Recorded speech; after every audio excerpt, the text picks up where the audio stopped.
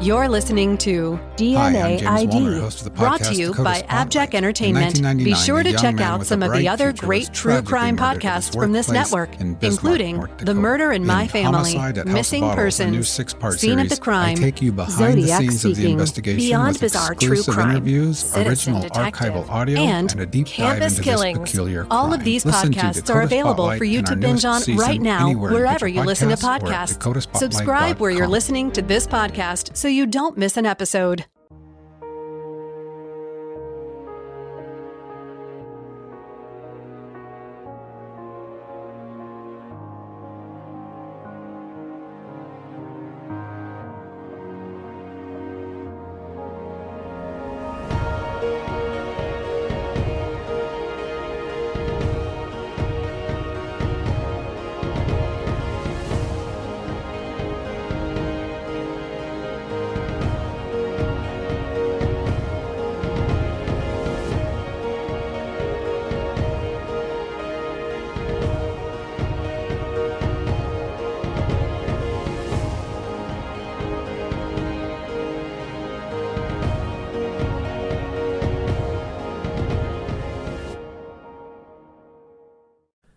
It was 1988. On Friday, December 2nd, Mike Warner got off work and drove home. He was tired after a little sleep the night before and was looking forward to an evening at home with his fiancée, Cathy, and her 9-month-old daughter, Courtney. The three informally shared a small apartment on Lockport Drive in the 126-unit Riverside apartment complex in Three Rivers, Michigan. At 3:30 p.m., Mike pulled into the parking lot and parked his truck in front of their small 2-story unit, number 102.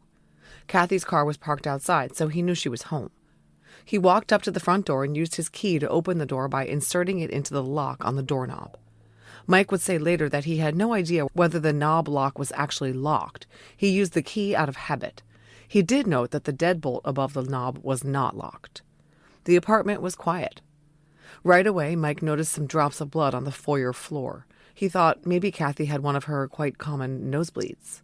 He walked into the living room and the kitchen. No one was there, but there was more blood on the kitchen floor. Mike climbed the stairs. Blood was smeared on the railing and dripped on the white wall.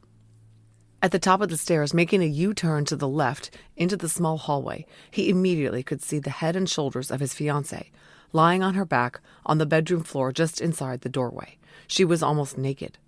Glancing over to the second bedroom, he saw baby Courtney standing in her baby bed looking toward the hallway and making noises. Mike yelled, "Cathy, Cathy, Cathy," 4 or 5 times and stepped toward her, but he didn't actually enter the bedroom. Even without approaching her, he could see the blood all over her and the massive cut on her neck. He knew that she was dead. Mike turned and ran downstairs and outside to neighbor Tina P.'s apartment, number 101. He told Tina Cathy was killed, and he started crying and was unable to talk any further. Tina called the police and told them to hurry to her building, Unit 102. Her call came in at 3:36 p.m. Mike went outside and waited for police. It took patrolmen from the small Three Rivers Police Department just minutes to respond at 3:41 p.m. Patrolman Michael Mooney and Patrolman Thomas Brigman arrived first, and Patrolman Brigman accompanied Mike Warner up the stairs to the apartment's second floor. The patrolman walked just barely across the bedroom threshold, sufficiently far to allow him to feel Cathy for a pulse. There was none, and he noted that her right arm was cold to the touch. Ambulance 201 from the Three Rivers Fire and Ambulance Unit arrived, driven by firefighter and EMT Dan Tomlinson. Patrolman Brigman headed the ambulance attendants off, saying they weren't needed. There was nothing they could do for the woman inside Unit 102. But EMT Tomlinson wanted to verify this for himself, so he and Brigman went into the apartment and climbed the stairs. From the upstairs hallway, Tomlinson took one look at Cathy and agreed that resuscitative efforts were not needed. They went back outside. Within 2 minutes, the patrolman had radioed requesting Three Rivers detectives. But Detective Earl Stark had already heard the initial radio call about a homicide, and he pulled up to the scene at 3:44 p.m. He, too, went upstairs and checked Cathy for a pulse. Feeling her right arm, he noted it was cold to the touch, but he also noted that no rigor was yet present in her arm. Detective Stark told Mike to take the baby out of her crib and go outside. At 3:45 p.m., Stark used the pink kitchen wall phone to call and request the assistance of the Grand Rapids State Police Crime Lab. Stark recognized immediately that the Three Rivers police force needed the big guns on this one. The apartment was secured pending arrival of crime lab personnel. When they arrived, they had their work cut out for them. 19-year-old Cathy Sue Swartz was dead on the floor in her bedroom from massive trauma to her throat. Her baby Courtney was unharmed, but had likely heard and possibly even seen the attack on her mother. The massive homicide investigation began. By the time the medical examiner, Dr. Andreas Dimons, arrived at the scene and declared Cathy deceased at 6:15 p.m., he noted that rigor had set in. It had not been detectable when Detective Stark first examined her at 3:45. This helped establish that the estimated time of death was roughly between 11 a.m. and 2 p.m. Before I get into the autopsy, let's talk about a few details of the scene. Cathy was found lying on her back between the bed and the west wall of the bedroom where the doorway was. Her body was partially lying in front of the bedroom doorway on top of some clothes and other items on the floor. Her legs were spread apart approximately 12 inches at the ankles. Her arms were bent at the elbows with her hands positioned just above shoulder level. Her head was tilted to the right. A gold sweatshirt lay crumpled between her ankles. A padded corner of the room's waterbed was tangled around her right thigh, and a full-size green rubber garden hose, coiled in the hall and doorway, lay under Cathy's upper torso, shoulders, and arms. Cathy was wearing a long button-up shirt described as a nightshirt. It was pulled up to her breast area, exposing her nude body. The nightshirt was soaked in blood, and Cathy's breasts, arms, and lower legs were covered with smeared blood. And when I say smeared, some of it was from her injuries, but some of it, particularly on her legs, appeared to have been smeared deliberately.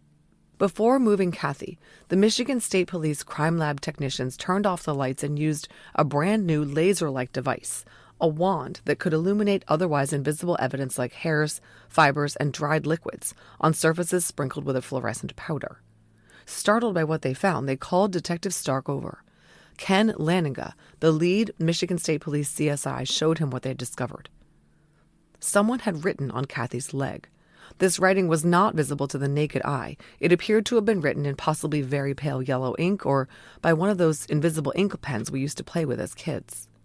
The laser revealed scrawled writing on her left thigh and a long arrow pointing toward her vaginal area. What did the scrawled writing say when it was eerily exposed under the laser light in the dark? I was here. Ken Laniga later admitted that this blew their minds. The CSIs had never seen anything like it. Neither had the detectives.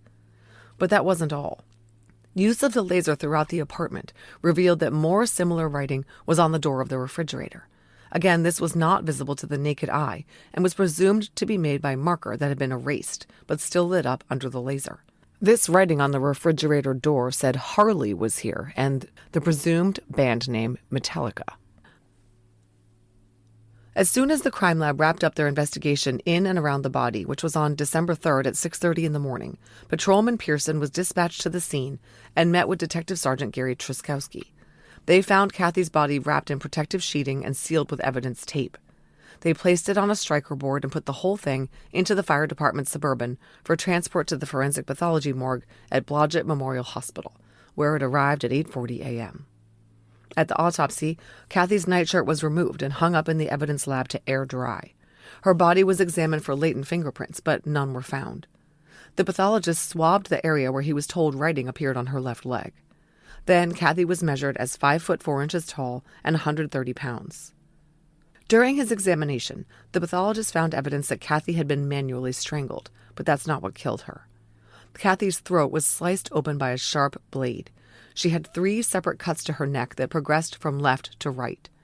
They were described as grossly severe lacerations to the anterior neck. The carotid arteries had been severed and the trachea nicked. The weapon was likely a smooth-bladed knife, the pathologist posited. Cathy also had bruising on her face.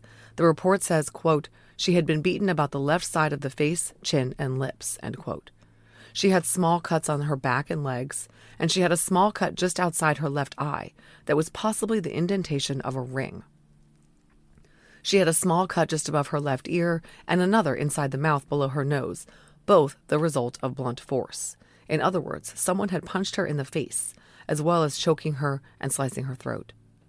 She also had a stab wound in her torso and several small downward stab wounds on her back. Finally, she had lacerations, defensive wounds, on the palm of her left hand, and on all the fingers on the palm side of her right hand. Based on the fresh but distinct bruises on her body, the pathologist concluded that Cathy had been alive, possibly fighting for her life, for a good 15 minutes before succumbing to her injuries. Looking for signs of sexual assault, given that Cathy was found nearly naked, the pathologist noted that she had a small abrasion just inside the anal opening at about 10 o'clock. A sexual assault kit was collected and sperm was found in the vaginal swabs. Pubic hair combings, fingernail scrapings, and a blood sample were also collected from Cathy.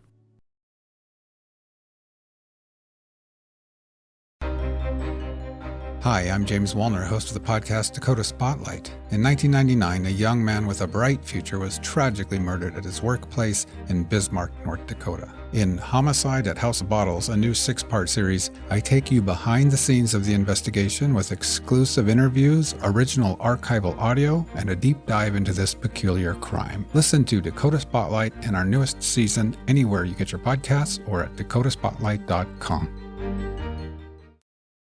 So who was Cathy? Cathy Sue Swartz was born on May 24, 1969, to parents David Michael Swartz and Audrey Sue Wilma Swartz, who went by Augie. She had a younger brother named David Michael Swartz II.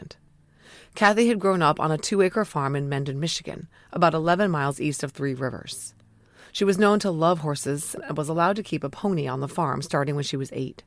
She hunted with her father and was a Girl Scout and member of 4-H. As a teen, she attended Mendon High School, where she ran track her sophomore and junior years. But when she was in the beginning of her senior year, her parents moved to Three Rivers. Cathy had to switch to Three Rivers High School. She started there in the fall of 1987 and attended classes for several weeks, but she didn't like it and she had some other stuff going on, so she dropped out and started taking night classes. That only lasted for a short time, and Cathy was never able to graduate. Her daughter Courtney was born March 27, 1988. And Cathy devoted herself to being a mother. She moved out of her parents' house and into the apartment at the Riverside Complex with the help of public assistance money that she received from DSS.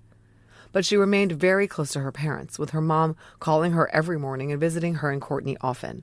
And the two bowled together on Mondays at the bowling alley where Dad, David, ran Dave's Pro Shop.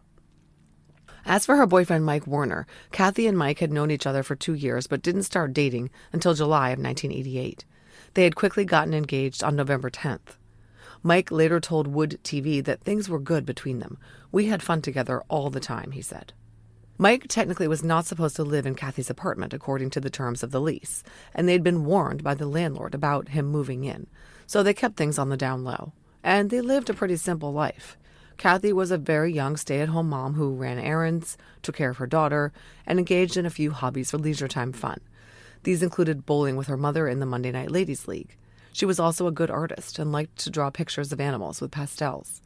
She and Mike liked to rent movies at the video rack nearby. Cathy dressed fashionably and wore some basic makeup, but was not showy. The only thing she really took time with was her hair, which was layered and feathered in fantastic 1980s style. She was not a drinker and did no drugs of any kind. She also would not allow others to smoke pot in the house. She occasionally smoked Marlboro Lights, as smoking was still very common in this era. Detectives' notes indicate that Cathy was a serial monogamist and only had sex with men with whom she was involved. There was not a lot of drama in her and Mike's relationship, although there were some secrets, as we'll hear. And everyone agreed that Cathy adored Courtney and was a great mom. In the early mornings when Mike got up for work, Cathy would typically get up with him and then go back to bed until Courtney got up. She would feed her and play with her, take a shower, get dressed, maybe clean up a little, and call friends on the phone, watch some soap operas. Her favorites were The Young and the Restless, As the World Turns, and Guiding Light, and make dinner. She routinely got groceries at the Village Market or D&W Foods and did laundry at the Ready Coin Laundry. She had relied on her mother to get her around to do these errands until her parents bought her a car in mid-November 1988.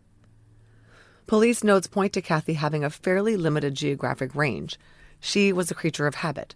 She went to her favorite bowling alley where her father worked, called South Lanes, the Village Market grocery store, the Ready Coin laundromat, and the Shell Mart gas station. Her parents' home was right near the bowling alley as well. Focusing on being a mom, Cathy didn't go many other places other than to hang out with girlfriends who had toddlers like her own. So when Cathy was slain in her apartment in one of the bloodiest and most chaotic scenes ever observed by Michigan investigators, it was truly a shock to everyone who knew her. Cathy was absolutely not the type of person to be slaughtered by a killer or killers unknown. Cathy's father, David, spoke to the Sturgis Journal about the day he was at work at the bowling alley when he got a call to come down to the Three Rivers police station to talk to Detective Earl Stark. The two were friends, but being called into the police station is never a good sign. As he told the Journal, quote, "I knew something wasn't right, and I said, 'Earl, we've known each other a long time. Now, if you've got something to say it,' Swartz said. Well, that's when he told me that Cathy was dead." David's first question was about Courtney. Was she safe? Stark assured him that she was. Whoever had killed Cathy seemed not to have touched the little girl. Patrolman Walter Rulig was dispatched to pick up Cathy's mom and bring her to the station. Once she and David were officially informed of their daughter's death, they were requested to take charge of baby Courtney.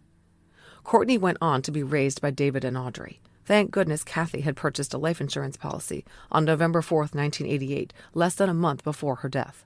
This seemed to be a commitment made by a responsible parent, not out of any paranoia or concern.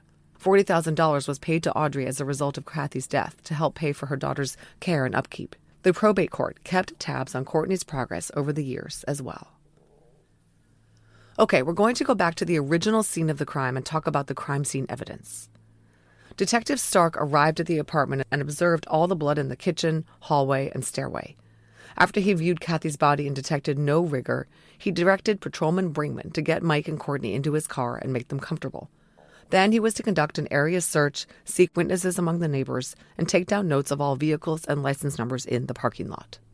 Patrolman James Williams was assigned to work with the State Police Crime Lab team when they arrived at 7:30 p.m. Patrolman Mooney was assigned to secure the back door of the residence.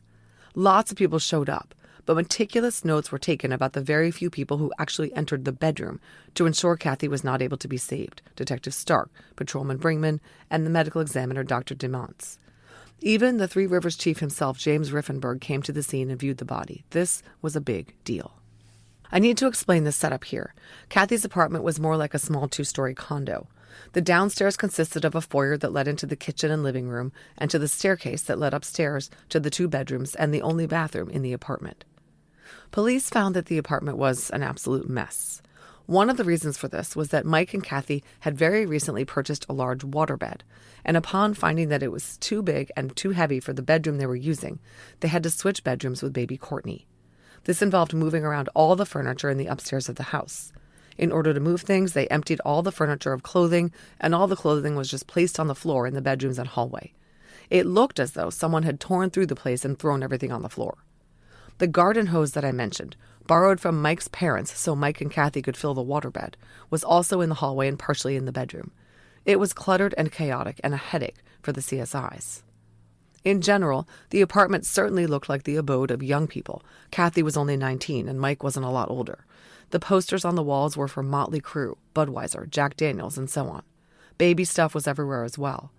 A Christmas tree was set up in the living room with Muppet-themed presents already under it, despite Christmas being 3 weeks away. And the rest of the stuff was just the result of Cathy being a single mom who was exhausted all the time and not having the energy to clean up. Here's a quote from Detective Stark's report. Quote, "The way that Mike explains the mess in the kitchen was that Cathy was not a Betty Crocker homemaker. The mess in the kitchen had been there for several days, and the mess in the bedrooms with the clothes all over was from having to move the bedrooms around to accommodate the waterbed. They had moved the baby from the room in the front of the apartment to the back and put their new waterbed in the front bedroom." End quote. Videos of the downstairs of the house showed the Christmas tree set up in the corner of the carpeted living room where it blocked the rear door to the apartment. The picture window next to the rear door was covered with long white drapes, and the couch backed up against the window. It was evident that those drapes were rarely opened. Police would hear from more than one person that Cathy kept them closed because she had seen people walking around behind the apartment complex. Payday and Sorry board games sat on the living room floor next to a baby car seat, a bowl with partially uneaten food in it, and a dirty plate. On a coffee table in the living room was an ashtray filled with cigarette butts, a framed photo of Mike, a TV guide, a prescription pill bottle, a lighter, and 2 cans of artificial snow. In the kitchen, the sink was full of dishes. The stove had dirty pots and pans on the burners, and every counter surface was covered with bowls of food, dirty pans, stacked dishes, and lots of empty bottles of Mountain Dew. Trash was overflowing the trash bin in one corner, and on the white linoleum floor were many blood droplets of significant size. This was not sprayed blood, but dripping blood. Blood drops were also observed on a purse found on a dining room chair next to the kitchen, on the floor of the hallway leading to the front door, and on a chair found at the foot of the stairs. Then there was the staircase. Blood smears were evident on the handrail and wall, as if someone had run up the stairs using the walls for leverage. Also on the staircase wall were two very visible inches-long blood drops that had clearly been flung onto the wall as someone ran by. They were pointing downward from up above. At the top of the stairs was one of those half walls that blocked the staircase from the hallway that immediately paralleled it. The half wall was covered with blood all over the top of it. Clearly someone had gripped onto it, and smears horizontally along the wall indicated that someone had possibly been holding on and then was dragged. Clothing lay all over the floor of the brown-carpeted hallway, some of it sprayed with blood, just like the hallway walls. Something very bad had gone down in the hallway.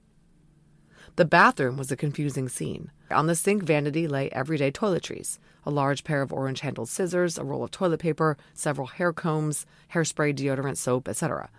But the bathroom walls over the toilet, the side of the bathtub, and the toilet brush holder all had blood drops on them.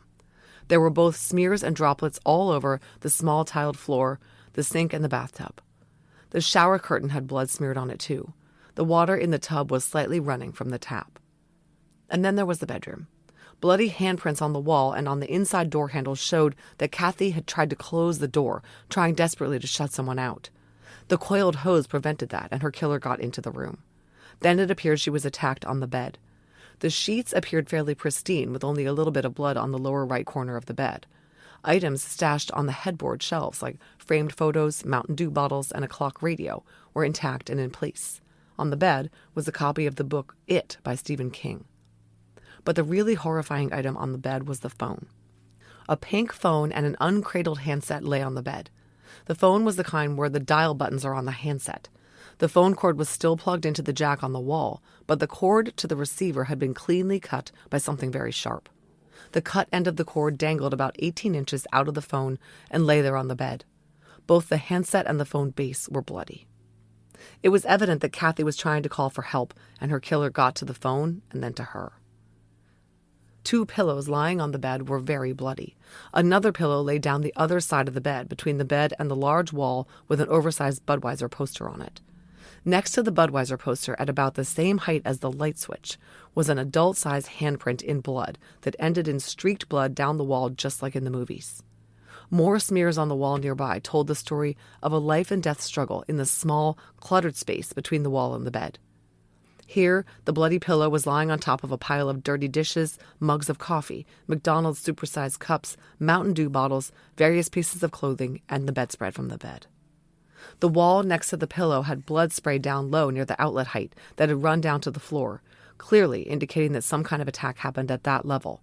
But there was also spray higher up on the wall and on the drawn drapes. A Mountain Dew bottle appeared to be lying on the pillow with the leg of a pair of jeans tangled over it. Underneath the pillow, when CSIs lifted it, were shards of shattered glass from at least one broken Mountain Dew bottle. The entire scene was chaotic and confusing. The State Police Crime Lab team arrived, consisting of Detective Lieutenant Gary Truskowski, Detective Sergeant Ken Lanninga, Forensic Specialist Bob Burr, and Trooper Dwayne Hellinga. Long since retired, Ken Lanninga gave an on-camera interview to Wood TV about his recollection of that day. He said, "It was probably bloodier than most scenes, where the blood was found. It was smeared off the railing and against the wall going upstairs. That's the thing that struck you. It appeared as though she was fighting for her life. She was trying to survive. Unfortunately, that wasn't the case. I had small children at the time, thinking of that poor little baby in that crib, hearing what's going on, and I'm sure her mother is screaming." The entire scene was videotaped and photographed. Then all bloodstains in the bedroom, hallway, bathroom, stairway, and kitchen were labeled, diagrammed, and measured, and many of them, but not all, were swabbed and collected. A white bra on the floor at the northeast corner of the bed and a pair of white women's underwear on the floor between the bed and the east wall were collected, as was a pair of black women's underwear with visible stains. The pink phone on the bed, the one to which the killer had severed the cord, provided a key piece of evidence. 2 fingerprints in blood were found on the phone. One of the fingerprints proved to be Cathy's. The other was a clear print in blood that did not match Mike Warner or any of the other men known to police. They believed it belonged to the killer. Additional crucial evidence was collected from the bathroom. 3 distinct bare footprints were found. A print in blood was found on the bathroom floor between the tub and the toilet, called a stool in this neck of the woods. The print was the ball of a left foot. It was very crisp, with the pattern of the skin on the suspect's foot clearly defined in watery blood. Another bloody impression in blood was on the middle of the bathroom floor, thought to be a heel print. More bloody partial bare footprints were on the kitchen floor. Then shoe prints in blood were found on the bathroom floor, in the same area as the bloody bare footprint near the toilet. A similar bloody shoe print was found in the kitchen, and another on a gold sweatshirt found at Cathy's feet. Partial shoe prints were also found on a pillowcase in the bedroom. The distinctive print made by the shoe's sole matched no shoes found in the apartment. The killer had been wearing sneakers when he chased down and killed Cathy. Those 2 prints, the unidentified fingerprint on the phone and the ball of the footprint in blood on the bathroom floor, were used to compare to everyone going forward. Even random neighbors interviewed were requested to give prints. A whole bunch of other potential evidence was collected that I'm not going to go into. There was a ton of detritus at the scene, and investigators had to sort out what was important and what wasn't. But they did collect some hairs that were not from Cathy or Mike. These were reddish-brown and were found on Cathy's nightshirt. Some blondish hairs were found on the floor between the toilet and vanity. Hair was collected from the tub drain trap and the bottom of the tub, the bedspread, a gray sweater on the floor, the toilet lid cover, and the pillowcase on the bedroom floor. Hair and fibers were collected from Cathy's body. One of these was a black pubic hair. It's not clear whether this was found on Cathy's hand, as one report suggests. The CSIs also collected Cathy's purse, her keys, which were used to secure the apartment, 5 $20 bills they found in the freezer, a camera with film in it from the bedroom, a notepad from the refrigerator, and in fact the entire written-on refrigerator door, the shower curtains, markers from the living room, the telephone from the bed, the underwear I mentioned, the bedding from the bed, the stained carpet from the bedroom floor, a towel from the foot of the bedspread from the floor next to the bed, the pillows and their stained cases, the broken green glass from the floor of the bedroom, the sweatshirt found between Cathy's feet with possible footwear impressions, and a pair of gray sweatpants with a very specific shaped bloodstain on them.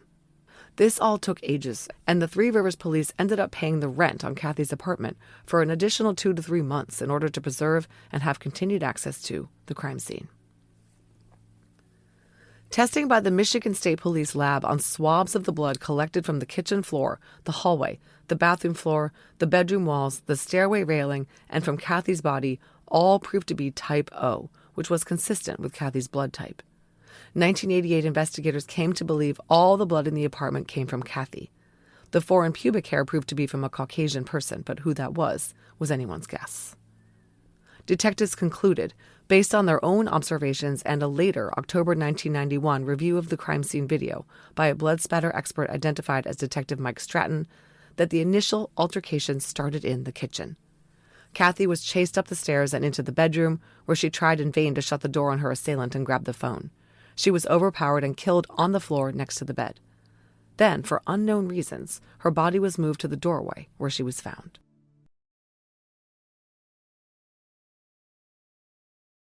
Okay, let's break away from the crime scene evidence and discuss some initial interviews. Before the apartment was processed, Detective Stark arranged for a patrol officer to bring Mike Warner into the station so he could obtain some basic information. This was when he called the Swartzes and had them come down to collect Courtney. Mike didn't set off major red flags with the detective, but Stark was trained to question everything, and he did. Detective Stark had noted the clothing Cathy was found in, the 5-button nightshirt, and asked Mike about that. Mike said that's what she slept in. She was wearing that nightshirt when he last saw her on the day she died. Detective Stark's notes say, quote, "It does not appear that Cathy left the house before death," end quote. What he meant was, he didn't think she'd gone out at all that day because she was still in her nightgown when she was killed.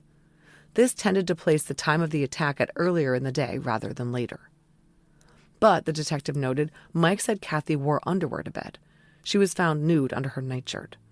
2 pairs of undies had been found on the floor in the bedroom, a black pair and a white pair.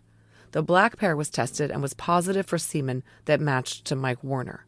the white pair would not yield test results until years later. Mike gave the detective some other important information. After the initial shock of discovering Cathy, Mike had led the investigators through the apartment to identify things that seemed out of place or things that might have been stolen. This was when he noticed that the rear door to the apartment was cracked open. Remember that this door, in the southwest corner of the living room, had a fully decorated Christmas tree in front of it. Mike said his sister Shannon and her husband John Peters and Cathy's brother Dave had helped them decorate it. They set up the tree in that spot because they never used the back door, and Mike remembered that it was locked. The detectives noted that the rug was smushed up in that corner, presumably moved by the killer to allow the door to open. The theory that the killer had left out the rear door of the apartment was confirmed in the minds of detectives when the patrol officers stationed by the back door saw on the ground a multicolored candy cane. Mike confirmed that the candy cane had not been there a day earlier. The candy cane matched exactly those that adorned the Christmas tree. Unidentified footprints were in the dirt back there as well. That clinched it. Once Cathy was dead, the killer did not want to leave out the front door when he was likely covered in blood. So he left out the back door, stepping over the Muppet presents and squishing past the tree, dislodging and brushing a candy cane out the door with him. Detective Stark had more questions for poor Mike. The detective noted that when he arrived at the apartment, Courtney was standing up in her crib, but seemed perfectly happy and not at all out of sorts. She was wearing a shirt and pants and had one Cabbage Patch sock on. He confirmed with Mike that these clothes were not what Courtney slept in. Presumably, Cathy had dressed her in the morning. Detective Stark noted that Courtney's diaper was wet but not soaked, and it had not been further soiled. He came to believe that the killer might have changed her diaper. I personally think the killer wanted nothing to do with that baby, and her diaper wasn't very wet because she hadn't had much to drink that day since her mom was attacked. But the rumor persisted that the killer had changed the baby, and that meant he must have known her. Detective Stark allowed Mike, Warner, and Courtney to leave with the Swartzes, as long as they promised to come back the next day for interviews. Here is the timeline that police put together for Cathy's last approximate 24 hours. On Thursday, December 1st, Cathy's mother Audrey came over in the afternoon to visit with Cathy and Courtney. Nothing unusual whatsoever occurred, and Cathy told her mom that the next day, Friday, she was going to clean the apartment and do some laundry. She said she had hoped to do laundry on Thursday, but the car door locks were frozen, so she couldn't get into the car. She was going to have Mike work on the locks that night so she could use the car on Friday. That night after Mike came home, the two of them and the baby went shopping at the village market and got baby food, bread, a 6-pack of Mountain Dew, fish, fries, and tartar sauce for dinner, and a TV Guide magazine. Cathy baked the fish and they ate on the living room floor.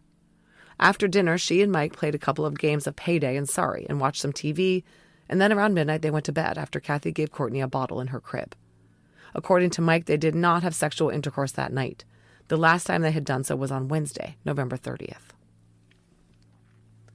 Around 12:30 in the morning, 4 guys that Mike was tight with knocked on the door with some beers, and he opened the window and told them to go away because he was tired and had to get up for work at 5:20 in the morning.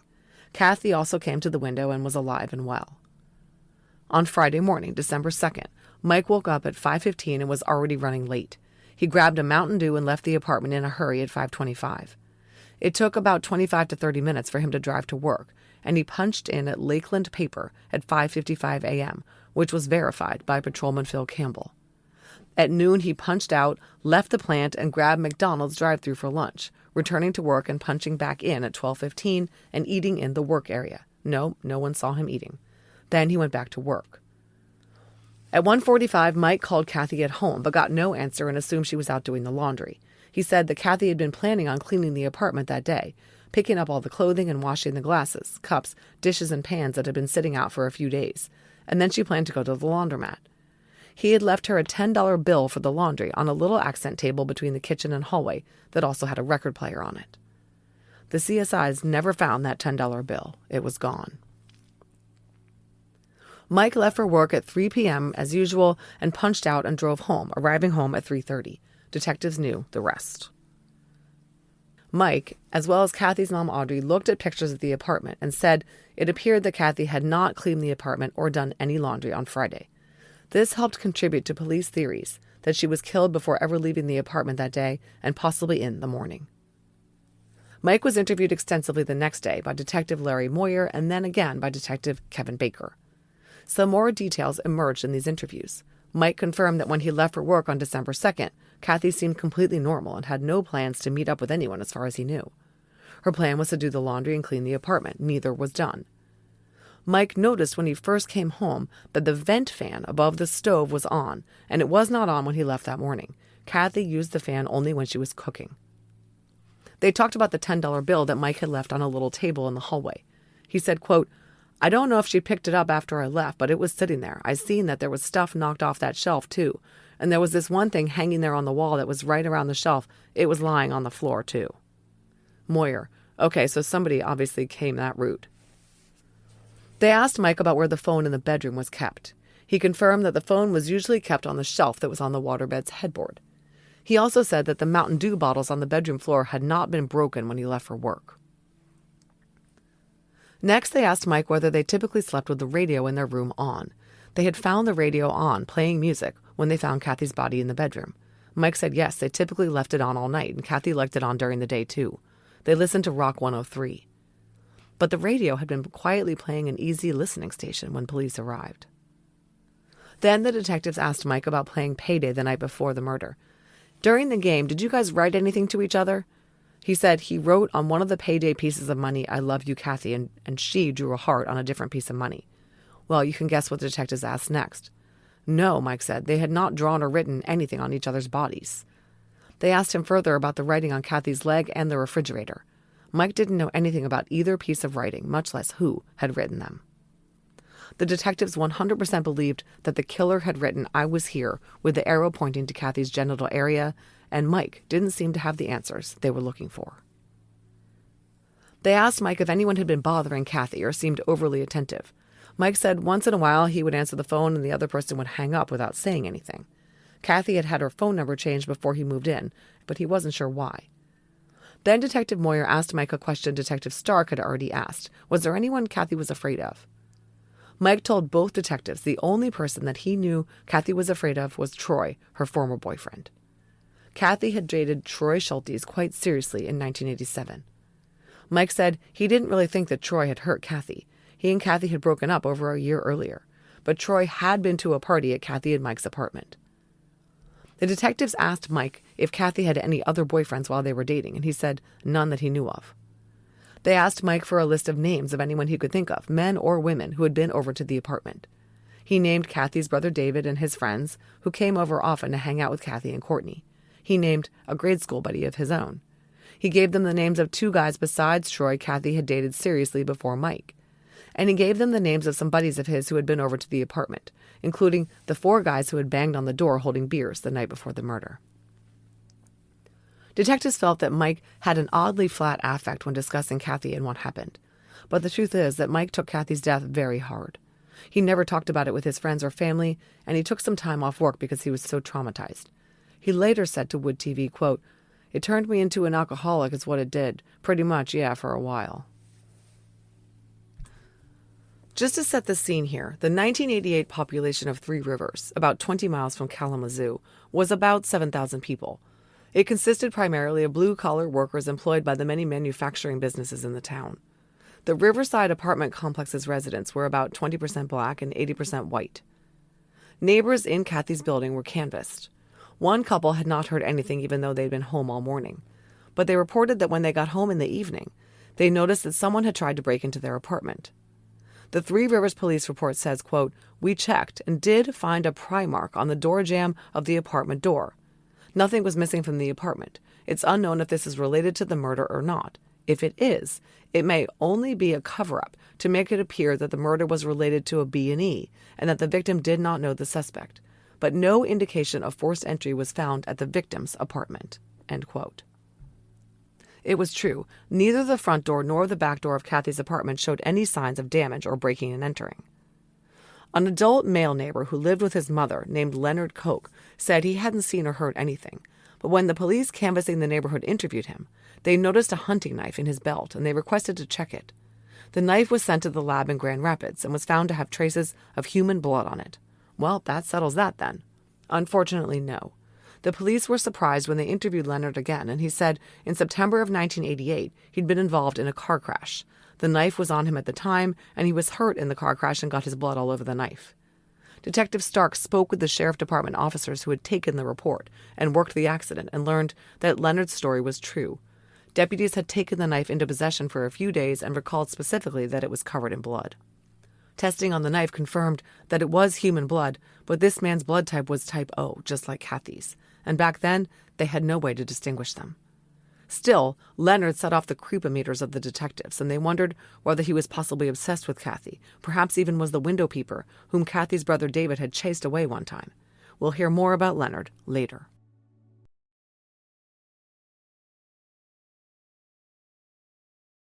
The canvass of the neighbors informed the detectives that the two apartments on either side of Cathy's were empty from 12:30 to about 3:30 on the day of the murder.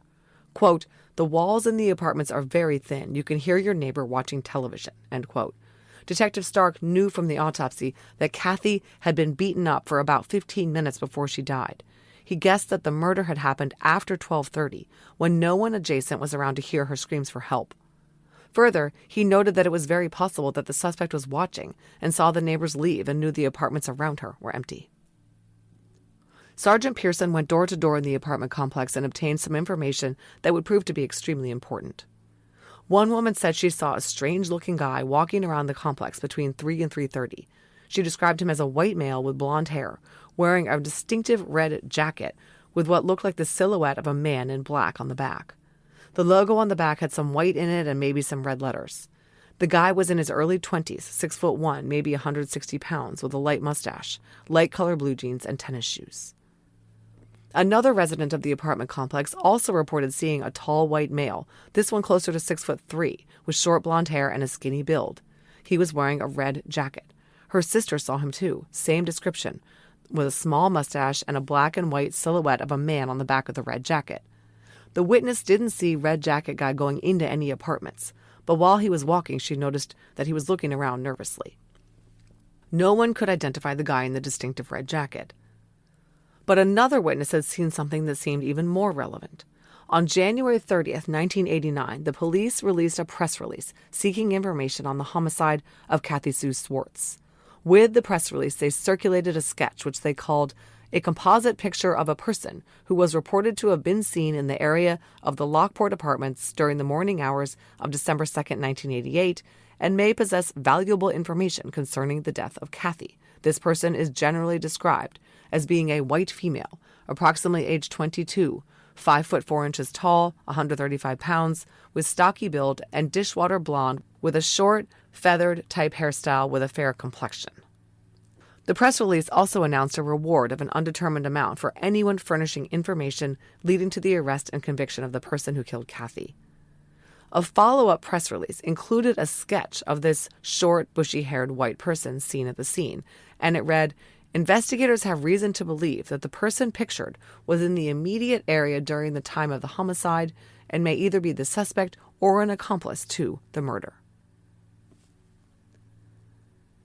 I'm going to explain here that this sketch of a bushy-haired, short, thin person seen near Cathy's apartment on the day of the murder was based on a reported sighting by a witness, Geraldine R.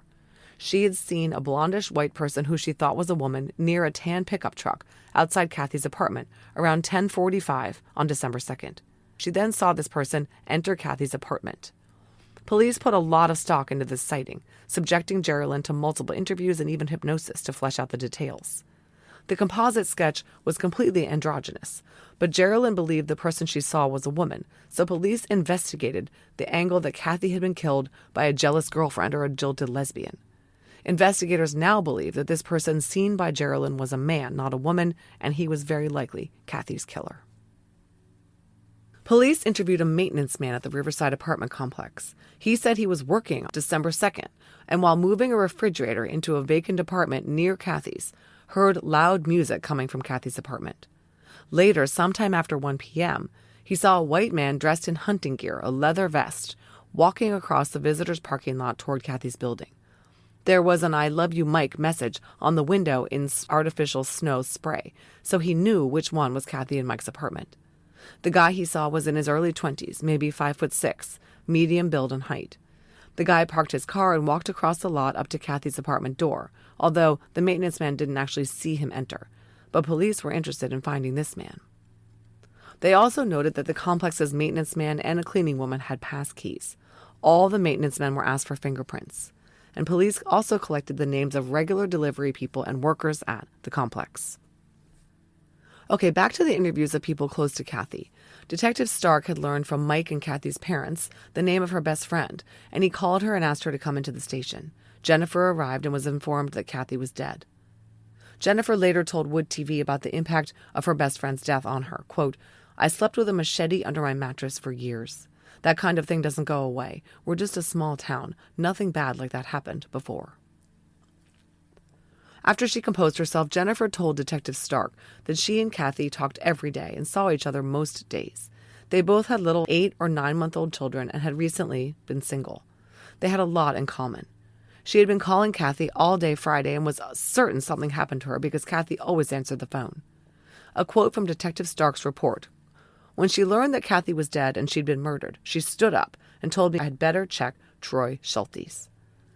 Jennifer told the detective that Troy and Cathy had dated when Cathy was in high school, and on several occasions she'd seen Troy hit Cathy. Cathy often had bruises on her face, arm, legs, and other parts of her body from his beatings. Detective Stark made a note. Jennifer said Cathy was always very careful about security, and her apartment door was locked even when friends were expected. He recalled that there was no forced entry to Cathy's home. Further, it seems she had let someone inside when she was wearing her nightgown. Cathy knew the guy.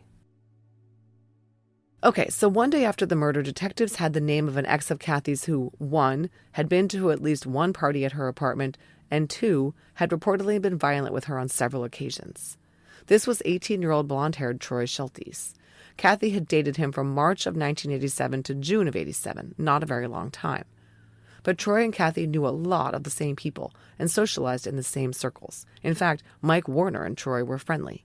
But police were very intrigued by Troy. Remember that Jennifer's first reaction when she heard Cathy was killed was that police better check him out. In addition, Mike told Detective Larry Moyer that Cathy had told him that in the summer of 1988, Troy threatened her not to tell Mike about him making a pass at her. Troy said he would hurt her if she told. Mike had also witnessed an incident when Cathy was dating Troy and Troy had locked her in the house and was beating her up. He didn't actually see Troy hitting her, but his sister Shannon and her then-boyfriend John did. They managed to get inside and help Cathy, and Troy went crazy and smashed his boombox to bits. He definitely had violent tendencies. Detective Moyer also found it suspicious that Troy was so into Metallica. The detective's impressions were that that kind of music was used in devil worship, and it was exactly the word that had been written on Cathy's refrigerator. Detectives next spoke with Christina Kay, who was Troy's girlfriend of about a year. She said they both knew Cathy Swartz, and there were no hard feelings, even though she knew Troy had dated Cathy in the past. Basically, Christina provided some information about Troy's whereabouts on the day of the murder, but none of it tended to exonerate him. She and Troy went to high school together. Troy took just an auto shop class for 2 hours at Three Rivers High School from 8 to 10 a.m. On the 2nd, Christina saw him at school in the morning, and after he got out of class, he told her he was going home to sleep. Then at 2:30 p.m., Troy had called her house and left a message. She called him at home at 2:40, and they talked for about a half hour. That would put the time right around 3:10. Did Troy have time to go over to Cathy's and kill her before Mike found her body at 3:30? That was questionable. But he could have killed her between 10 a.m. and 2:30, pretty much exactly the window of time asserted by the pathologist. Detectives Mouse and Baker went to speak with the manager of North American Products, where Troy worked afternoons as a janitor. The manager said that Troy had punched in on December 2nd at 4:04 p.m. as usual, and punched out at 8:09. They checked the time card to verify this, but of course, what Troy did at 4 o'clock didn't matter. Cathy was long dead by then. Detectives were unable to connect Troy to a red jacket like the one seen by the female neighbors on the blonde guy in the parking lot on the day of the murder. But they did know he owned a knife. In his interview with Larry Moyer, Mike Warner said that Troy had one of those small knives that flipped open, a butterfly knife. And a pickup truck, just like the Ford Ranger Troy owned, had been seen in the parking lot near Cathy's apartment on Friday. But there was more about Troy that was of concern to detectives. Everyone knew he liked Harley-Davidson motorcycles. In fact, one of his nicknames was Harley.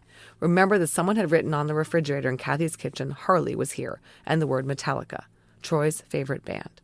Several people told police that Troy was the one who wrote these things on Cathy's fridge at a party in her place. And detectives knew that the killer had similar handwriting and had written "I was here" on Cathy's thigh, something a possessive ex might do. Detectives were all in on Troy.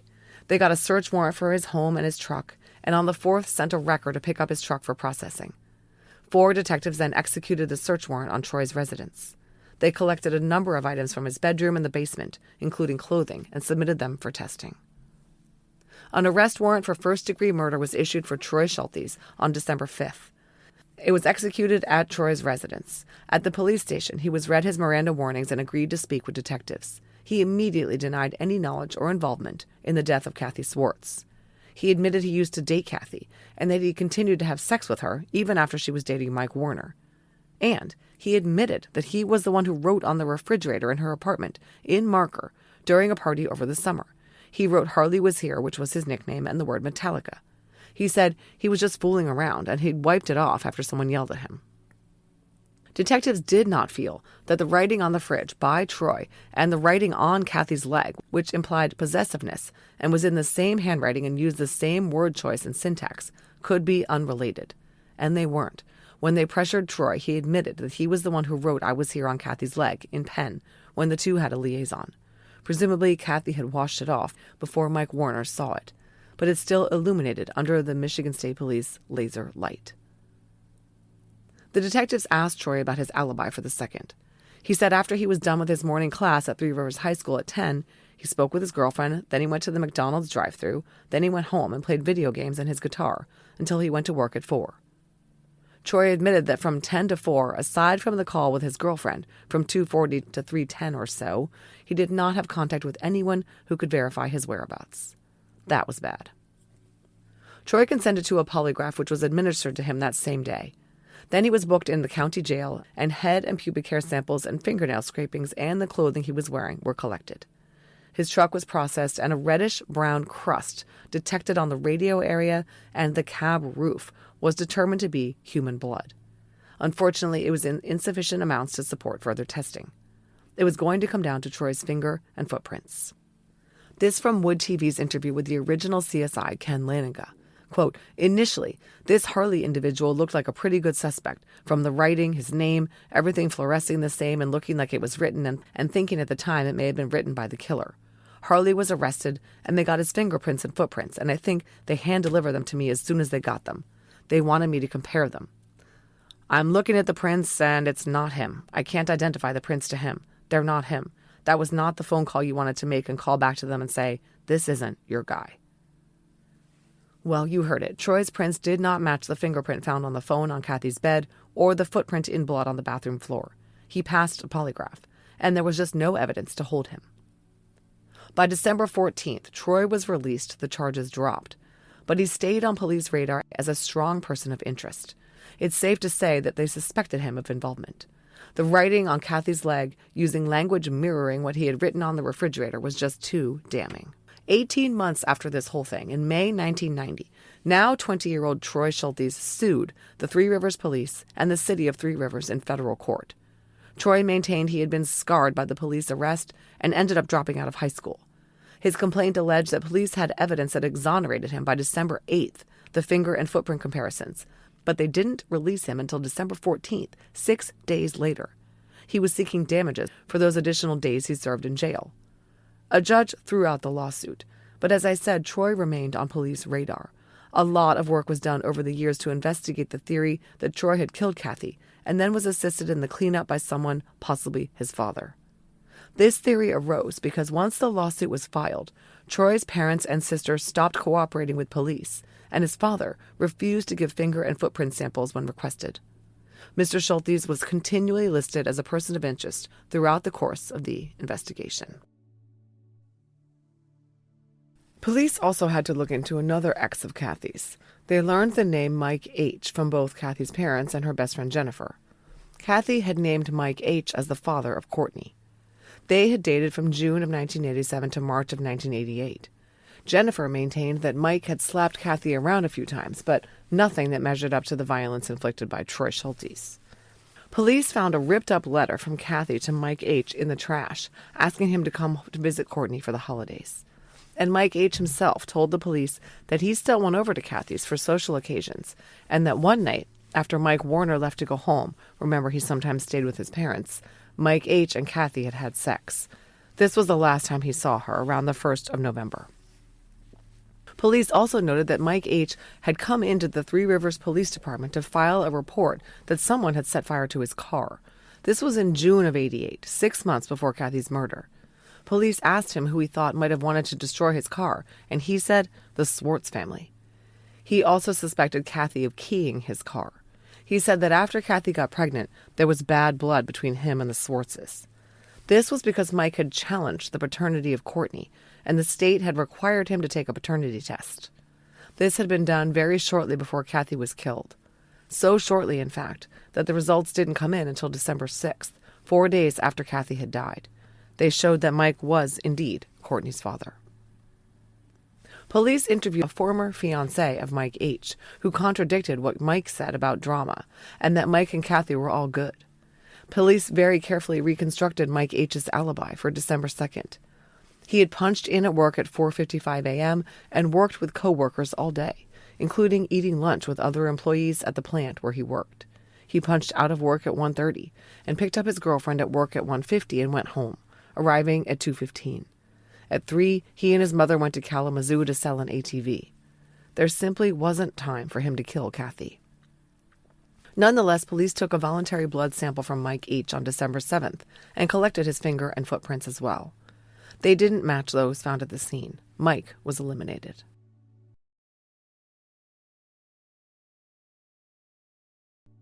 Detective Stark and the Three Rivers police chief thought it prudent to convene a task force to work the Swartz case.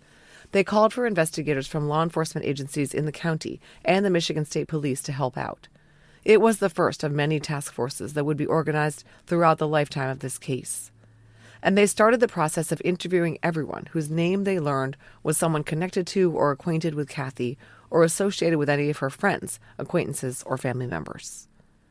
As we heard, Mike Warner Sr. was questioned and voluntarily gave foot and fingerprints. So was David Swartz, Cathy's dad. Gloria, Mike W.'s mom, was interviewed. She gave a lot of names of cousins of Mike's, like Bobby W. Shannon, Mike's sister, was also contacted. Cathy's brother David was interviewed and printed. Everyone on the long list who had been to the baby shower for Cathy was spoken to and printed, both men and women. Police interviewed various friends of Cathy's who had sometimes skipped school and gone over to her place to hang out and occasionally drink. One of these guys said he'd been over there 40 or 50 times. He and his friends would stay there for an hour or two, and that was it. There didn't seem to be anything beyond just kids being truants, and all these kids had alibis on the day of the murder. Detective Ken Baker looked extensively at anyone who was absent from either Three Rivers High School or Mendon High School on the day of the murder. He reviewed the list of names with Cathy's friend Jennifer. She identified the ones Cathy knew and also gave them a list of every man she knew who had been to parties or gatherings at Cathy's apartment. Police looked into everyone who bowled with Cathy and all her co-workers at her former job at Burger King. They even went so far as to look into co-workers of Troy's at the B&W grocery store where he had worked in 1987 when he was dating Cathy. They fingerprinted a number of these men, including a co-worker who was friendly with both Cathy and Troy, a man I'm giving the pseudonym Jim Waters. The list of names to be investigated was long, but police felt strongly that the person who killed Cathy was someone known to her or someone in her wider circle of friends of friends. They just had to figure out who he was. On December 8th, police interviewed one of the guys who had stopped over after midnight on the night of December 1st and yelled for Mike outside the bedroom window. This was a black male who was friends with Mike. He admitted being in Cathy's apartment. He had helped about 2 months earlier when Mike moved some of his things in. He said on Wednesday night they brought over some beer and knocked on the door, and Cathy came to the bedroom window and told them they were already in bed, so they left. This guy consented to giving finger and footprints and consented to a polygraph. His alibi was confirmed by a workplace time card. The 3 other friends, Carl, Jason, and Jim, were all interviewed and eliminated as well, although there don't seem to be records of these interviews. It's probably a good time to mention that the original detectives in this case kept a lot of their work in their heads, meaning they did not keep a record of everything they'd done. This proved to be a nightmare for later detectives reopening the Cathy Swartz investigation.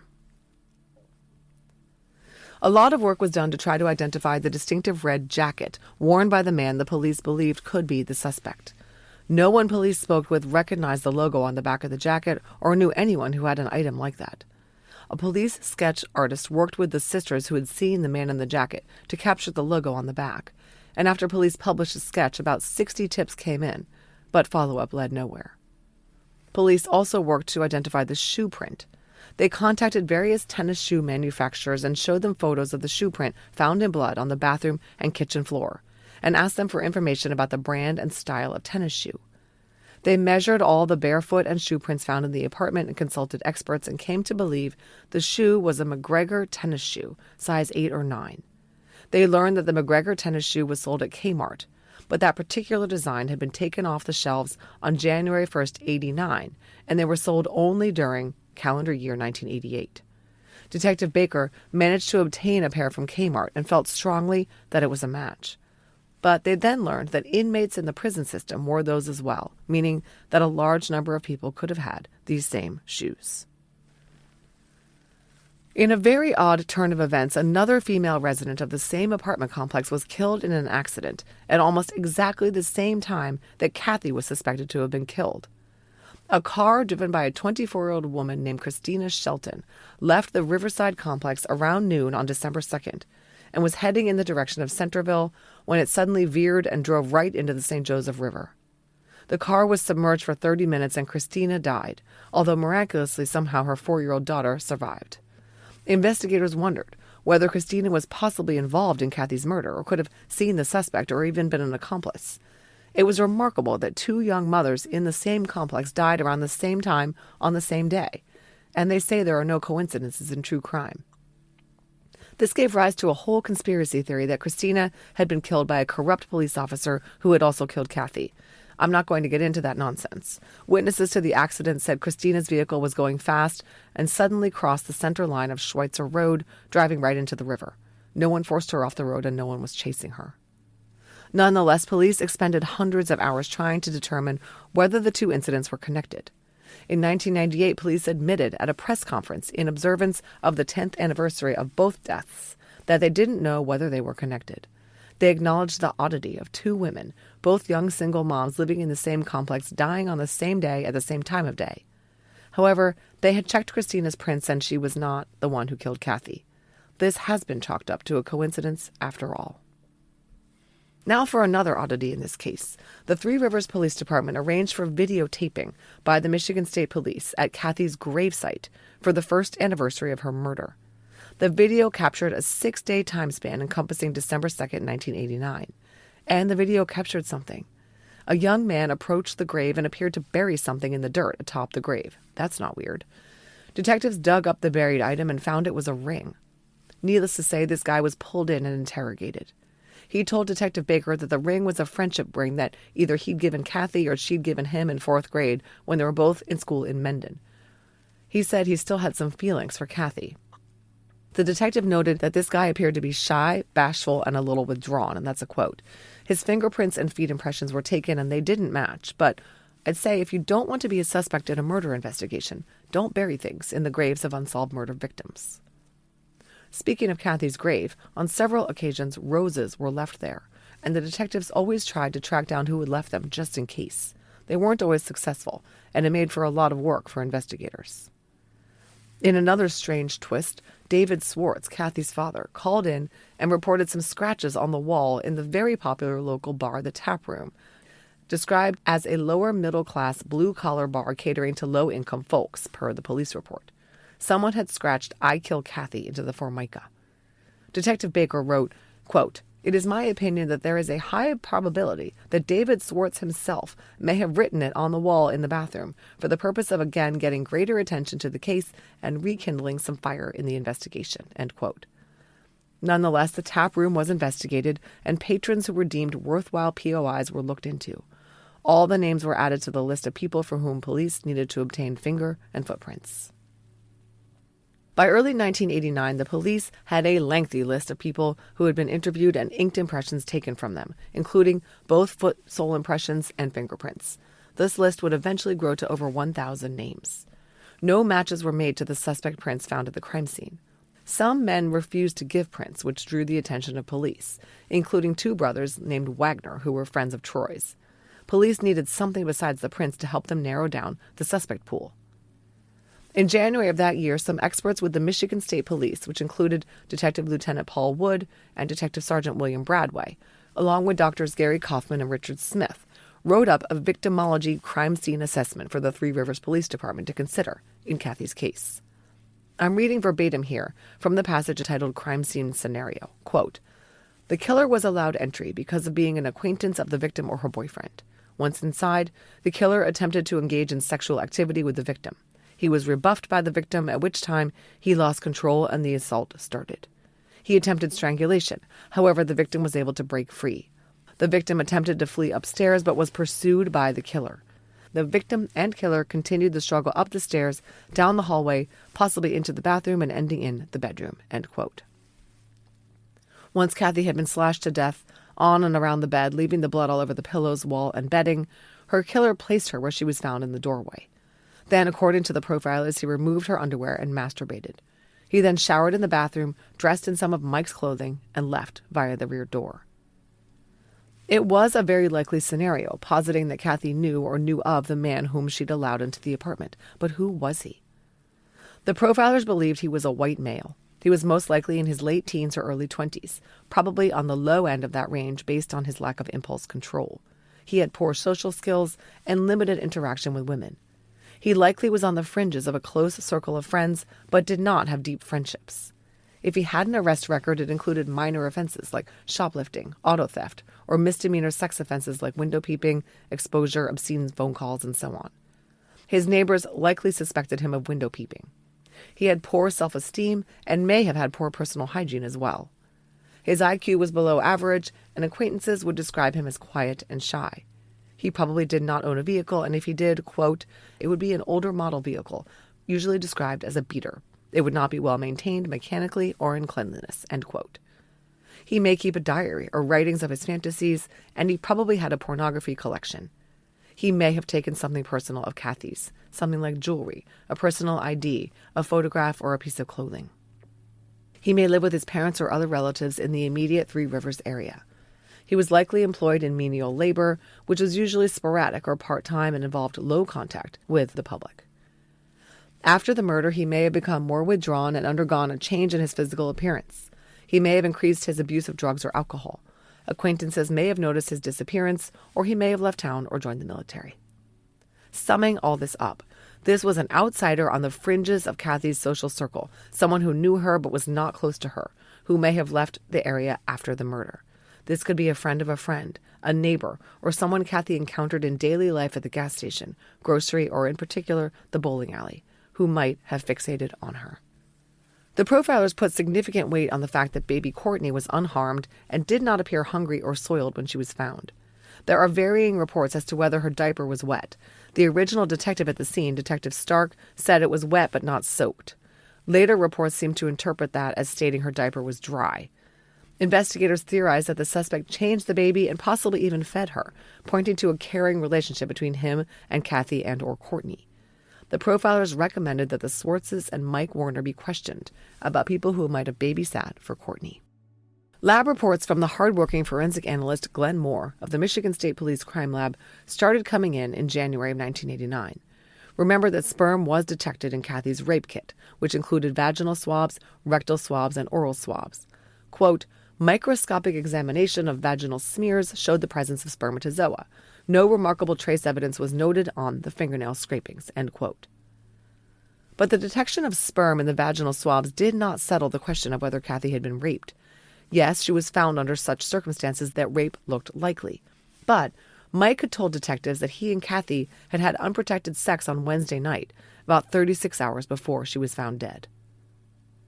Glenn Moore's February 6th report on his testing of numerous items from the bedroom, such as the pillowcase, a towel, the gold sweatshirt, and so on, detected no evidence of seminal stains on any of these items. But testing of the black women's underwear found on the floor of the bedroom was positive for semen. A saliva sample from Mike Warner showed that he was a type A secretor, which was consistent with the blood group substances found on the underwear. Moore's report says, quote, Assuming only one semen donor, a type A secretor is the only possibility. Mike Warner is included as a semen donor." End quote. In other words, the semen on the underwear was likely Mike's. Furthermore, the sperm found inside Cathy's vagina was also consistent with Mike. So no one knew whether Cathy had been raped. I mentioned that the CSIs collected a pair of gray sweatpants at the crime scene that had an evident outline in blood on them. To my eye, the outline looks exactly like the handles of a pair of household sewing shears or scissors. A pair of orange-handled scissors was sitting on the sink in the bathroom where Cathy was found. Testing by Glenn Moore determined there was no blood on those scissors. After they'd been investigating Cathy's case for several months and had come up empty, albeit with many potential persons of interest still to track down and fingerprint, Three Rivers police took interest in some bulletins that came across the police wires. There were two murders that in some ways greatly resembled Cathy's. Lisa Kopanakis, a 24-year-old white woman, was killed in her home in Portage City, Indiana, on Friday, August 5, 1989, 8 months after Cathy's murder. According to Wood TV, her throat was cut so deeply with a pair of scissors that she was nearly decapitated. Her two dogs had been murdered the same way just 4 months earlier. And then on October 13, 1989, 18-year-old white female Sherry Herr was murdered in her home outside Bluffton, Indiana. She was stabbed, her throat was slit, and she was brutally beaten about the face. Bluffton and Portage City, Indiana, are only about 2 hours from Three Rivers. Police noted a commonality in the two geographic locations, the Hydromatic Corporation. A hydromatic plant located in Three Rivers had a lot of employees that had transferred up from the Bluffton, Indiana area, and some employees from Three Rivers had transferred back down to Indiana. Detectives compiled a list of all hydromatic employees in Three Rivers, Michigan, who might have also worked in Indiana. Detective Ken Baker even went to the funeral service for Sherry Herr to see if he recognized anyone from Cathy's case, and he compared witness and suspect lists from Sherry's case with everyone in Cathy's case file. He also checked in at the only overnight motel outside the town where Sherry lived, and noted that during the time of her homicide, some vehicles and guests had registered from the Three Rivers area, including one man who had gone to school with Cathy Swartz and was an ex-boyfriend of one of her friends.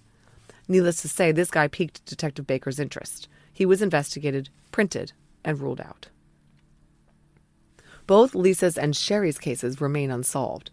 Former prosecutor, now Judge Jeffrey Middleton, told Wood TV, quote, "It was daunting to me how many similar cases there were in the late 80s and early 90s of young women killed.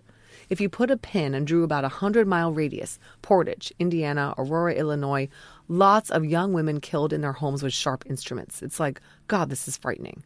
We thought, what if it was just a truck driver that passed through? Every time we'd see some serial killer of young women, the detectives would get his fingerprints. We didn't rule it out that it was a serial killer." In the wake of these two disturbing additional murders and the leads drying up in their case, the Three Rivers Police Department issued a news release on November 21st, 1989, revealing some of the profile information about the killer.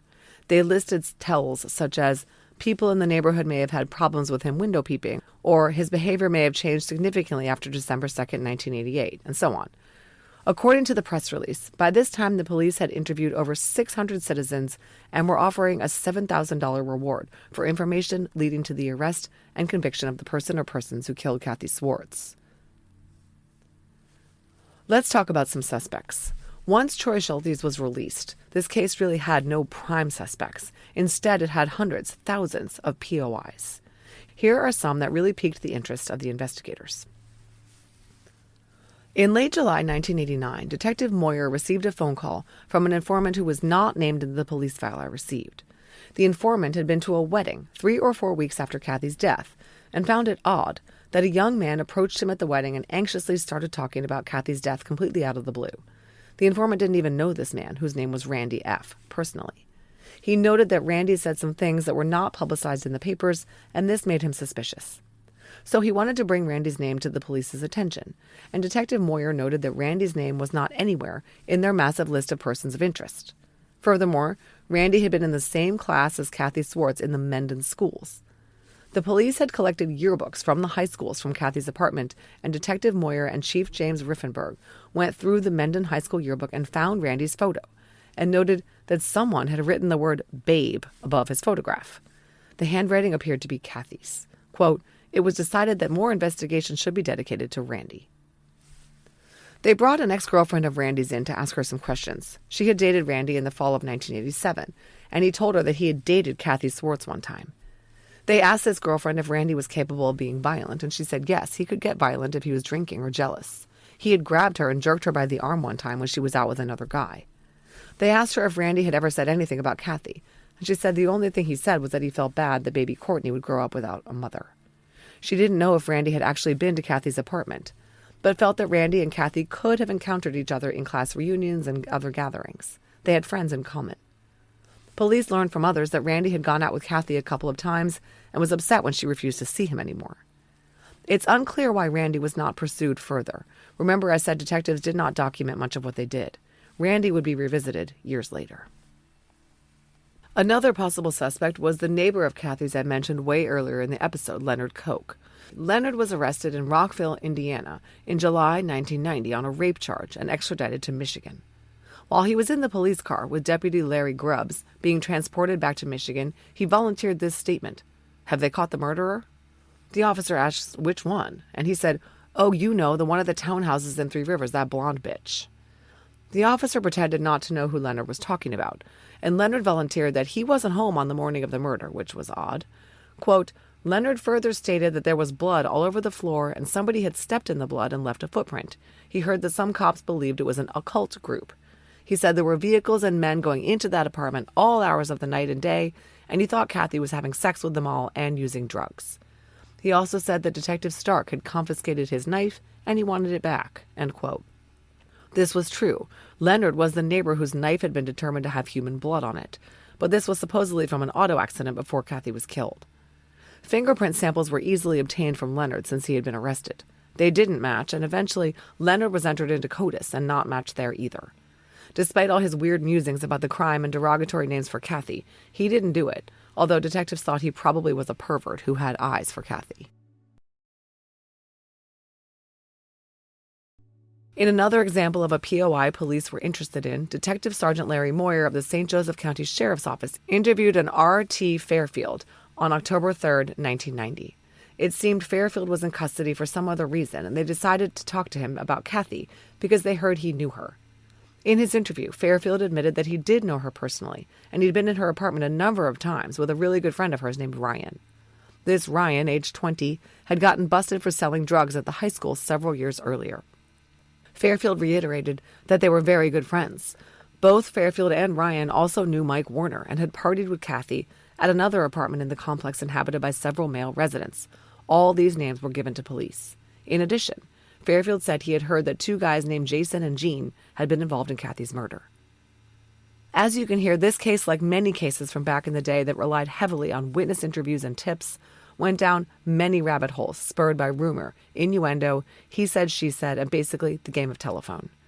By the end of 1991, the Cathy Swartz investigation was one of the largest and most comprehensive I've seen.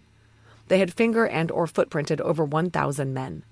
They continued to obtain prints from additional suspects from a list of more than 3,000 additional people they had named in the case file. It was a nightmare to investigate, execute, document, and keep records of. During the 1991 to 1992 timeframe, another task force was formed consisting of Lieutenant Tillman Crutchfield and Detective Sergeant Jerry Ciarolino, both from Post 52 of the Michigan State Police, Detective Sergeant Larry Moyer of the St. John's Sheriff's Department, and Lieutenant Kenneth Baker from the Three Rivers PD. The task force worked to computerize the files and determine what, if any, leads needed to be worked further. The detectives tell the story of Detective Sergeant Ciarolino carrying a massive box of fingerprint cards and dropping it, and having to reorganize the entire thing. In 1992, Lieutenant Ken Baker wrote up a 9-page synopsis of everything that had been done to date, people who had been looked at, investigative avenues explored, and leads and tips followed up on. Here is what had been done and who had been looked at. Troy Schultes had been arrested, investigated, and released for lack of evidence. Michael Warner had been investigated thoroughly and his alibi confirmed. Michael H., Courtney's father, had been investigated thoroughly and his alibi confirmed. Cathy's friends, Mike Warner's friends, and Michael H.'s friends, and their girlfriends, boyfriends of girlfriends, and brothers of girlfriends had all been looked at and printed. Police also looked at friends of Cathy's parents and their sons, and other extended relatives of Cathy's and their sons' friends. They looked at Mike Warner's parents and their friends, and Troy's parents and their friends. Remember that I said that Troy's father had been suspected, based on nothing but the fact that he worked for the phone company at a location near the crime scene. Police thought he possibly helped Troy clean up. Because of the lawsuit Troy had filed, his father had refused to cooperate, and police still didn't have his prints and could not rule him out. Cathy's brother David and his friends and acquaintances had all been looked at and printed. The residents of the Riverside townhouses who were living there when Cathy was killed were all considered. Furthermore, Detective Baker made a list of every former resident of Riverside townhouses that had ever had law enforcement contact. A list was made of all male residents at the following apartment complexes, trailer parks, and subdivisions: Walnut Meadows Apartments, Maple Crest Apartments, the Ebby River Subdivision, the Ash Subdivision, and the Erie Street Apartments, where Cathy had applied to move when her lease at Riverside was up the following March. The police pulled enrollment information from the schools in Mendon that Cathy attended and made a list of all the males in her class, her brother's class, the class before her, and the class after her. They also checked Cathy's yearbook to take the names of any men who had signed it, and all of these men were tracked down and prints obtained from as many as possible. Next, they moved on to Three Rivers High School, which Cathy had attended for only a few weeks. But Mike Warner had attended there, so they collected the names of every man in Cathy's class, Troy's class, and Mike's class, and the years before and after each. The same was done for David Swartz and his years, with particular focus on any men who had contact with David, Cathy, or the apartment complex. Detective Baker checked all the school registration lists by hand to obtain a list of everybody at Mendon High School and Three Rivers High School for the years 1985 through 89 who had dropped out of school after the murder. Any man who had dropped out and was still in the area was added to the list to be printed. They also listed all males who had left the Three Rivers area to enter the military or any who had applied to go into the military shortly after the homicide until about 8 months later. Special attention was paid to the names of the men on the list obtained from the district and circuit courts in St. Joseph County of all known past sex offenders that had passed through the court system. A list was also gathered from the Michigan State Police sex-motivated crime reporting system of all sex offenders who were within 6 to 10 miles of the area or had committed similar crimes. These men were put on a high-priority list and eliminated by prints. Three Rivers investigators then searched the Three Rivers in-house computer for past sex offenders and lower-level offenders who did things like obscene phone calls, prowling, indecent exposure, and peeping. These men were maintained on a separate list. They looked at every man who was employed at the Burger King restaurant where Cathy worked. The police paid special attention to the bowling alley where Cathy bowled and her dad worked. They obtained the names of all men in the leagues that bowled on the nights when she and Mike were bowling. They looked at a 1980 graduate of Three Rivers High School who knew Cathy from the bowling alley, and several people who knew him reported he was infatuated with her. They looked into everyone in the area who took his own life. It seems to me this should be standard operating procedure for investigators looking into murders like this. The investigators looked into about 6 men who were approximately Cathy's age who had committed suicide after her murder and contacted the funeral homes to obtain prints. They also looked at all patrons of the tap room, the local watering hole that was a hotbed of loose tongues. A separate list was maintained of tips that were called in or brought to the investigators from police on patrol involving suspicious men encountered in the line of duty. All members of law enforcement in the area were on the constant lookout for anyone who raised red flags or who resembled the sketch or exhibited characteristics of the suspect profile. They had sent the sketch of the red jacket with the black silhouette to every law enforcement agency in the state and surrounding states. They also made a list of manufacturers and silkscreen companies in Indiana, Michigan, and Illinois to see if they could have made the emblem or patch on the back of the jacket. Copies of the composite and the jacket with the emblem on it were also sent to sheriff's departments and state police posts in Indiana, Ohio, Michigan, and Illinois, along with a description of the crime. They received feedback that the logo could be a football referee or a jiu-jitsu logo. As part of this 1991 to 1992 reinvestigation, in October 1991, Task Force member Lieutenant Ken Baker sent several items to the crime lab for analysis. These included several hairs found on Cathy's body, on the rug found in front of the bathroom tub, on the pillowcase on the bedroom floor, on the toilet lid cover, and on her nightshirt. No blood was found on any of these items, and the hairs were all Caucasian. Nothing else was found. By 1992, the task force had disbanded as the officers were required to return to their active duty assignments. The 5th anniversary of Cathy's murder came up quickly in December 1993. St. Joseph County Prosecutor Jeffrey Middleton published a letter in the Three Rivers Commercial to remind readers that Cathy's case was unsolved and requesting tips. And one exciting step was taken on Cathy's case in 1993. The fingerprint from the pink phone believed to belong to the killer was entered into the brand new Automated Fingerprint ID System, or AFIS, only the fifth unidentified print entered into the national database. Prosecutor Middleton wrote in a letter to the crime lab, quote, "We have worked extensively with this print and been unable to make a match. The seam of the telephone receiver goes right through the center of the print, and my concern has always been that it is not of AFIS quality." End quote. Whether it was or wasn't, there were not then and never have been any matches in AFIS to this print. This is the end of part 1 of the Cathy Sue Swartz case. Part 2 is available right now.